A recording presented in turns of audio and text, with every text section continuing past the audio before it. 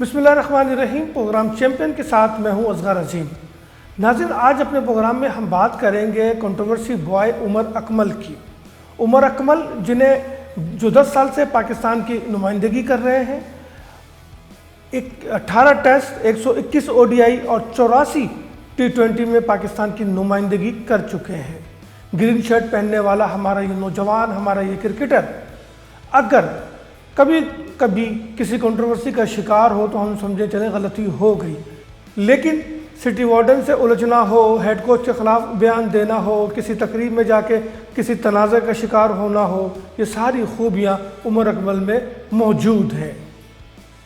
عمر اکمل گزشتہ سال ایک بار پھر تنازعات کا شکار ہوئے جب 20 فروری 2020 کو PSL 5 کے افتتاحی میچ سے صرف چند گھنٹے پہلے انہیں کھیلنے سے روک دیا گیا۔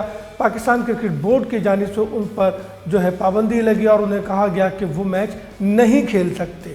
20 فروری کے بعد عمر اکمل پر کیس چارج ہوا۔ اس کیس میں یہ الزام لگایا گیا کہ بکیز کی جانب سے عمر اکمل سے رابطے کیے گئے، لیکن عمر اکمل نے PCB کو یا متعلقہ انتظامیہ کو یا اپنے فرنچائزر کو اس سے لا علم رکھا۔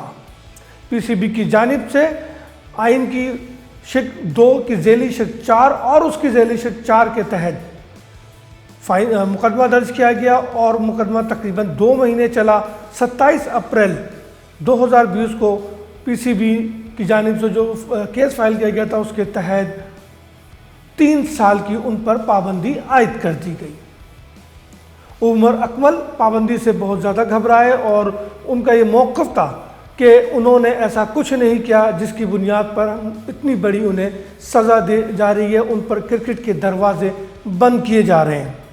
جس کے بعد عمر اکمل نے 29 جولائی کو انڈیپینڈنٹ جوڈیکٹر کے سامنے اپیل دائر کی اپنی سزا کے خلاف۔ وہ اپیل کی سماعت بھی ہوئی اور اس اپیل کے بعد انڈیپینڈنٹ جوڈیکٹر نے عمر اکمل کی سزا کم کر کے 18 ماہ کر دی۔ عمر اکمل اب بھی مطمئن نہیں ہوئے، لیکن دوسری جانب PCB انڈیپینڈنٹ اینڈ جوڈیکٹر کے فیصلے سے بھی مطمئن نہیں ہوئی اور PCB نے عالمی ثالثی عدالت میں اس فیصلے کے خلاف اپیل دائر کی۔ اس کے اگینسٹ پھر عمر اکمل بھی عالمی ثالثی عدالت میں پہنچ گئے۔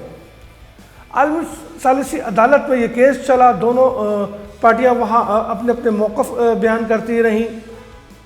فیصلہ محفوظ ہوا اور کچھ عرصے محفوظ رہنے کے بعد 26 فروری 2021 کو عالمی ثالثی عدالت کا فیصلہ آیا اور اس فیصلے کی روح سے عمر اکمل پہ جو PCB کی جانب سے 2 چارج لگائے گئے تھے، 2 کیس بنائے گئے تھے، اس میں سے ایک کیس کو انہوں نے ختم کر دیا اور کہا کہ یہ کیس نہیں بنتا، لیکن دوسرا کیس بنتا ہے اور اس کیس کی وجہ سے عمر اکمل کو فیصلے کے مطابق عمر اکمل کو 1 سال کی سزا دی گئی اور 42,50,000 روپے کا جرمانہ عائد کیا گیا۔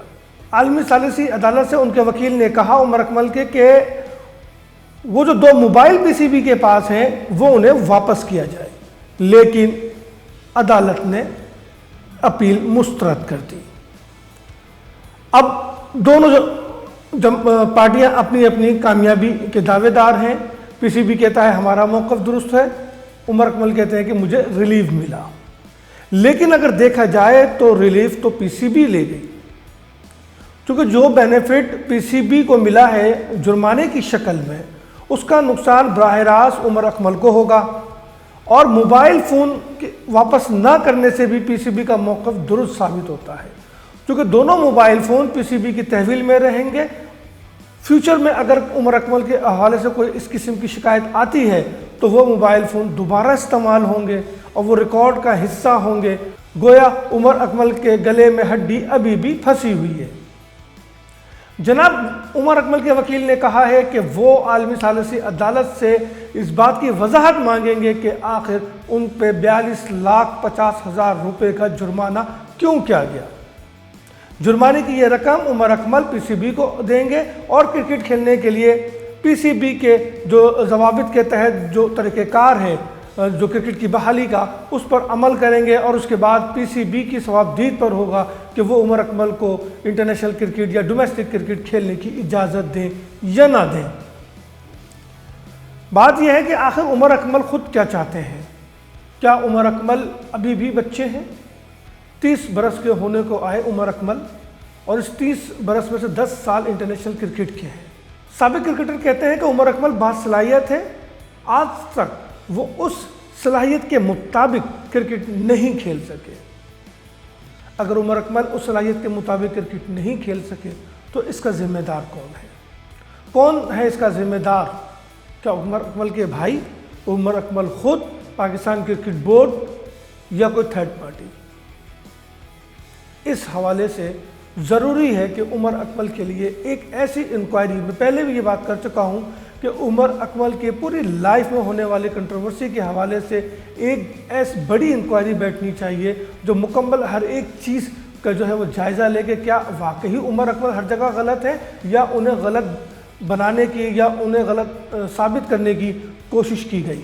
عمر اکمل کہتے ہیں کہ انہوں نے چھپانے کی کوشش نہیں کی تھی انفارمیشن۔ 20 فروری 2020 سے پہلے اسی مہینے کی 10 تاریخ کو وہ پی سی بی کے چیئرمین سے ملنے گئے تھے، انہیں بتانا چاہتے تھے کہ بکیز کی جانب سے ان سے رابطے کیے گئے ہیں، لیکن چیئرمین پی سی بی نے ملاقات نہیں کی۔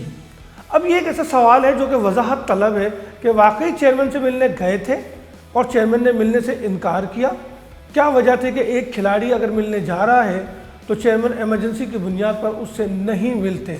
یہ ہونا چاہیے اور ملنا چاہیے، اور اس بات کی وضاحت ہونی چاہیے کہ عمر اکمل کی اس بات پر کتنی سچائی ہے، چونکہ بات عمر اکمل کی نہیں بلکہ ہر اس پلیئر کی ہے جو چیئرمین سے یا چیف ایگزیکٹو سے ملاقات کا خواہش مند ہو کسی ایمرجنسی کی بنیاد پر، اور ملاقات نہ ہو تو نقصان قوم کا ہوتا ہے، نقصان پاکستان کرکٹ کا ہوتا ہے۔ عمر اکمل اب کرکٹ کھیلیں گے یا نہیں کھیلیں گے، لیکن یہ بات بھی طے ہو گئی ہے کہ عدالتی اخراجات دونوں مل کر ادا کریں گے، یعنی کہ عمر اکمل اور پی سی بی دونوں ادا کریں گے۔ پی سی بی تو عمر اکمل سے ملنے والے 42,50,000 کی رقم میں سے اخراجات ادا کر دے گا، لیکن نقصان یہاں پھر کہوں گا کہ عمر اکمل کا ہی ہوا ہے۔ ناظرین، بات یہ ہے کہ جب سلمان بٹ کا کیس ہوا تھا تو انہوں نے بھی اپنی غلطی تسلیم نہیں کی تھی، اور اینڈ آف دا ڈے جا کے انہیں معذرت کرنا پڑی۔ یہی صورتحال محمد آصف اور یہی عامر کے ساتھ ہوا، اور پھر یہی کچھ دانش کنیریا کے ساتھ گزشتہ 10 سالوں سے چلا آ رہا ہے۔ دانش کنیریا کے حوالے سے انگلینڈ بورڈ یہ کہتا ہے کہ وہ آئیں، بیٹھیں، اپنی غلطی تسلیم کریں، ہم سے اپیل کریں سزا کم کرنے کی، ہم سزا کم کر سکتے ہیں، سزا ختم بھی کر سکتے ہیں، لیکن دانش کنیریا اپنی غلطی ماننے کو تیار نہیں۔ وہ آج تک یہی کہتے ہیں کہ میرا کوئی قصور نہیں۔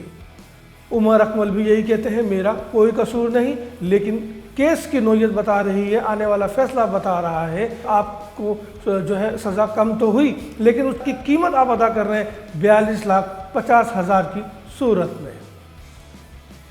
عمر اکمل کھیلیں گے یا نہیں کھیلیں گے اس کا تو فیصلہ آنے والا وقت کرے گا، لیکن اس تمام تر کنٹروورسی سے نقصان کس کا ہوا؟ اس تمام تر کنٹروورسی سے نقصان پاکستان کا ہوا، نقصان پاکستان کے امیج کا ہوا، نقصان پاکستان کی کرکٹ کا ہوا۔ پوری دنیا میں ہمارا امیج بگڑا، پوری دنیا نے سوالات اٹھائے، ہماری پی ایس ایل کے شفافیت کو خراب کرنے کی کوشش کی گئی۔ پی ایس ایل میں جب شرجیل خان اور خالد لطیف کا کیس ہوا تھا تب بھی صورتحال یہی تھی۔ شرجیل خان نے تو فوری طور پر اور محمد عرفان جو نے فوری طور پر جو ہے وہ چیزوں کو جو ہے وہ سمجھ گئے، اور انہوں نے کہیں نہ کہیں جا کر اپنی غلطی کو تسلیم کیا، اور اس کے بعد وہ جو ہے اپنی کرکٹ میں واپس آ گئے۔ اگر عمر اکمل بھی اپنی غلطی تسلیم کر لیتے تو آج یہ صورتحال نہیں ہوتی۔ بدنامی تو بہرحال ہوئی ہے، امیج تو خراب ہوا ہے، نہ صرف عمر اکمل کا بلکہ ہماری کرکٹ کا، ہمارے پاکستان کا۔ پاکستان کرکٹ کو کرپشن سے پاک رکھ کر ہی ہم اپنی کرکٹ کو آگے لے جا سکتے ہیں۔ ہماری کرکٹ کے دشمن بہت ہیں، آپ کو پتہ ہے پی ایس ایل بھی کوئی نہیں چاہتا تھا کہ شروع ہو، اور ہمارا کوئی کھلاڑی اگر اسٹار بنتا ہے تو اس کے پیچھے بھی بہت سارے لوگ لگ جاتے ہیں اس قسم کے جن کے روابط بکیز سے ہوتے ہیں یا وہ خود بکی ہوتے ہیں۔ تو خدا را اپنے کھیل کو بچائیے، اپنے کرکٹ کو بچائیے، پاکستان کو بچائیے اور کسی بھی قسم کے واقعے کی اطلاع پہلی فرصت میں اپنے متعلقہ اتھارٹیز کو دیں۔ اگلے پروگرام تک اجازت دیجیے۔ اللہ حافظ۔